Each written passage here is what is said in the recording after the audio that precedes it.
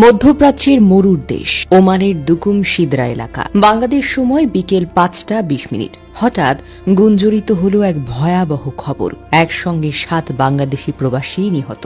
আরও হৃদয় বিদারক খবর হল 7 জন চট্টগ্রামের সন্দ্বীপ উপজেলার সারিকাইত ইউনিয়নের মানুষ। একই এলাকায় 7 প্রবাসী ভাই একই সঙ্গে হারিয়ে গেলেন এক দুর্ঘটনায়। তারা সবাই ছিল প্রবাসের শ্রমজীবী মানুষ, সাগরে মাছ ধরে জীবন চালাতেন। বুধবার দুপুরে সাগর থেকে কাজ শেষে ফিরছিলেন তারা। ওমানের দুকুম সিদরা এলাকায় পৌঁছাতে বিপর্যয় যেন নেমে আসে। একটি বেপরোয়া গতির গাড়ি এসে তাদের গাড়িটিকে সজোরে ধাক্কা দেয়। এক মুহূর্তে সব শেষ হয়ে যায়। রাস্তায় ছিটকে পড়ে 7টি নিথর দেহ। মুহূর্তেই স্তব্ধ হয়ে যায় চারপাশের বাতাস। প্রত্যক্ষদর্শী প্রবাসী শিপন ও সজীব চৌধুরী জানিয়েছেন, আমরা সামনেই ছিলাম, হঠাৎ শব্দটা শোনা গেল, তারপর দেখি সবাই পড়ে গেছে। কেউ শ্বাস নিচ্ছে না ভাই, সবাই একসাথে শেষ হয়ে গেল।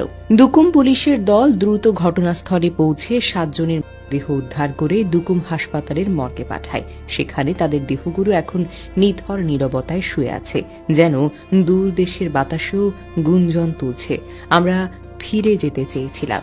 নিহতদের মধ্যে যাদের পরিচয় পাওয়া গেছে তারা হলেন আমিন সওদাগর আরজু, বাবলু, শাহাবুদ্দিন, রকি, জুয়েল। আরও একজনের পরিচয় এখনো নিশ্চিত নয়। তাদের পরিবারের স্বজনরা ফোনের ওপাশে শুধু কাঁদছেন। কখন প্রিয়জনের দেশে আসবে সে অপেক্ষায় দিন গুনছেন তারা। এদিকে সন্দ্বীপের সারিকাইত ইউনিয়নের 7টি গ্রামে নেমে এসেছে শোকের মর্মার্ত ছায়া। একসাথে 7 জন প্রবাসীর মৃত্যুর খবর যেন বাতাসটাকেও ভারী করে তুলেছে। পুরো এলাকায় এখন একটাই শব্দ, কান্না, হাহাকার, ডিসবিলিফ।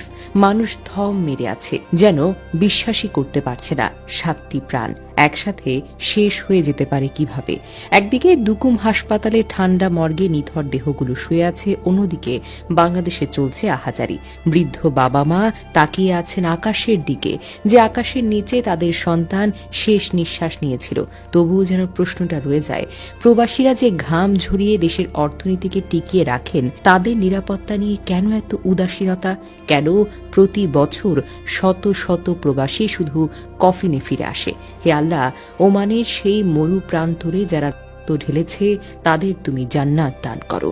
যেসব পরিবার আজ সন্তান হারা, স্বামী হারা, ভাই হারা, তাদের বুকের জ্বালা কিছুটা হলেও তো শান্ত করো। কারণ ওরা ছিল শ্রমজীবী সৈনিক, যাদের রক্ত, ঘাম আর পরিশ্রমে এই দেশটা বেঁচে আছে। আজ ওরা ফিরছে, কিন্তু নিথর দেহে, কফিনের ভেতরে। আর গ্রামের আকাশে শুধু প্রতিধ্বনি, 7 ভাই গেছে, কেউ ফিরবে না আর।